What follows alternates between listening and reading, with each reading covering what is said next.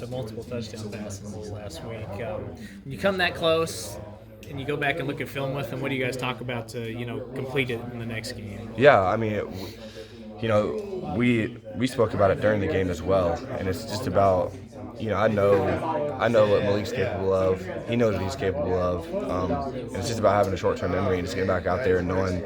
I keep on just putting emphasis on that. I believe in you. I trust in you. I'm gonna keep throwing you the ball. You just keep doing your job, and we'll connect. And that's the best way to approach it. He did it.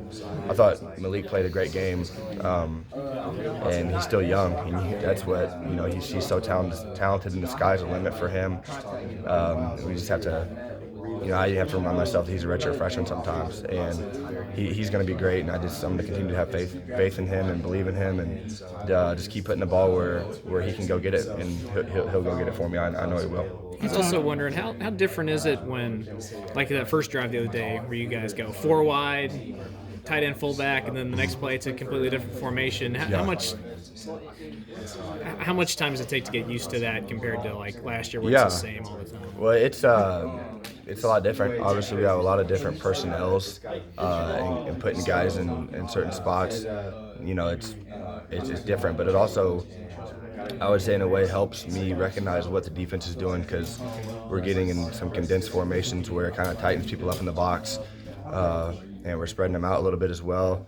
I think it's just we have a lot of variety of ways to attack a defense, and that's at first was hard for me to get used to because it was different.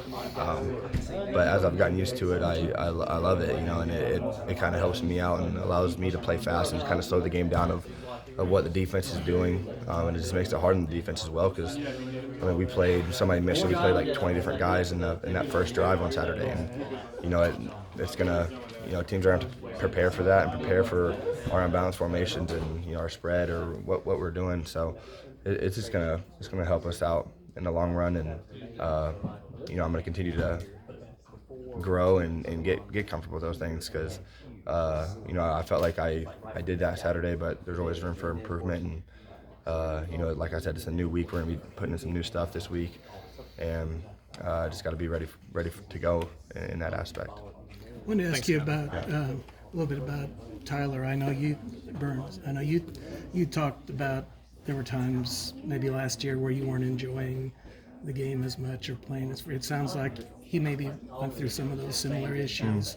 Did you talk to him at all about that when he was coming back? Because it sounds like there were maybe some similarities in what you were going through. I mean, I briefly I knew Tyler wasn't happy playing the game before he had left and whatnot. But I knew that's what he needed to do. He needed to step away and take some time to himself. And it obviously, he's came back here and he's happy as I think he's ever been playing the game and having fun. And as you could see when he got in there, he took full advantage of his opportunity and ran the ball really hard and well.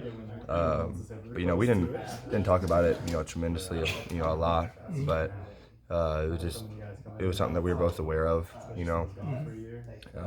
and it's good to see him happy and having fun again. So. Well, Skylar, tell us. It seemed like you played obviously a great game on Saturday, but when you look at it and you're trying to self-critique and find things, what are the things that you do feel like you could have done better for the game Saturday? Well, there was I think my second throw of the game, I threw a comeback to Malik, threw it low and outside, and my first read. At first, I kind of got my eyes off too quick. My dump, my fullback right out in the flat, right out in front of me. I took my eyes off a little too quick, and he was wide open. Just a little easier throw. That I could have been better at there. Overthrew Malik there in the third quarter, where he had separation. I was trying to protect the ball. I kind of had a weird feel for where the corner was at, and I knew I needed to throw it more vertical over top rather than throwing him flat. And I just was kind of a little bit too safe with it. I don't know if that would be the right word, being too safe with the ball, but just trying to give him a chance and only him. But I would say that, and there's a couple run reads throwing a bubble screen kind of pre and post snap that may have been a better look just to run the ball instead of throwing it out there. But it's a lot of little detail things, carrying out my fakes. I got lazy with those on a couple plays, and just it's the little details. It's what Coach Klein and I were talking about. I played well, and whatnot.